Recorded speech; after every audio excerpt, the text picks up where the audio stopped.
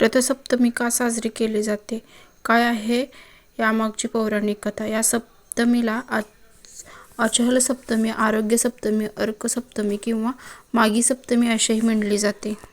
रथसप्तमी हा हिंदू धर्मातील एक महत्त्वपूर्ण सण आहे. हा माघ महिन्याच्या शुक्ल पक्षातील सप्तमीला साजरा केला जातो. या दिवशी सूर्यदेवाची पूजा केली जाते. या सप्तमीला अचल सप्तमी, आरोग्य सप्तमी, अर्क सप्तमी किंवा माघी सप्तमी असे म्हटले जाते. 2026 मध्ये 25 जानेवारी रथसप्तमी साजरी केला जात आहे. हा दिवस सूर्याच्या जन्मदिवसाचा उत्सव म्हणूनही साजरा केला जातो. सूर्यदेव त्याच्या 7 घोड्यांचा रथात बसून उत्तरायणाला प्रवास सुरू करतात असं मानलं जातं. रथसप्तमी का साजरी केली जाते? रथसप्तमी सूर्यदेवाच्या जन्मदिवसानिमित्त साजरी केली जाते. पौराणिक कथानुसार महर्षी कश्यप आणि देवमाता आदिती यांच्या पोटी सूर्यदेवाचा जन्म माघ शुक्ल सप्तमीला झाला.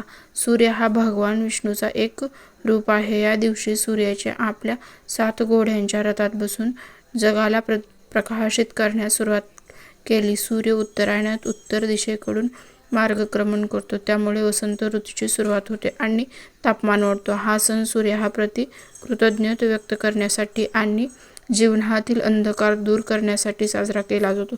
शिवाय मकर संक्रांतीपासून सुरू झालेला हळदी कुंकवाच्या कार्यक्रमाचा हा शेवटचा दिवस असतो. रथसप्तमीचे महत्त्व.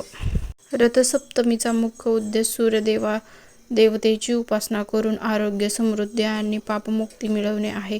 सूर्य हा जीवनाचा मूळ स्रोत असून ग्रहांचा राजा आहे. या दिवशी पूजन केल्याने कुंडलातील सूर्याशी संबंधित दोष दूर होतात, रोगमुक्ती मिळते आणि जीवनात पैसा, संपत्ती आणि संततीशी संबंधित समस्या दूर होतात. 7 या अंकाचे विशेष महत्त्व आहे. सूर्याच्या रथाला 7 घोडे 7 सप्तलोक किंवा 7 वार दर्शवतात आणि 12 चाके 12 राशी दर्शवतात असतात. या दिवशी सूर्यनाडी जागृत होते, सात्विकता वाढते आणि चैतन्य मिळते. ज्योतिषशास्त्रात सूर्य आत्मकारक असून कीर्ती, सत्ता आणि आरोग्य प्रतिकारक शक्ती देते. हा सण वाढत्या तापमानाचा दर्शक असून शेतकऱ्यासाठी सुगीचे दिवस आणतो. दान, जप आणि अनुष्ठान केल्यास 100 पट फळ मिळते.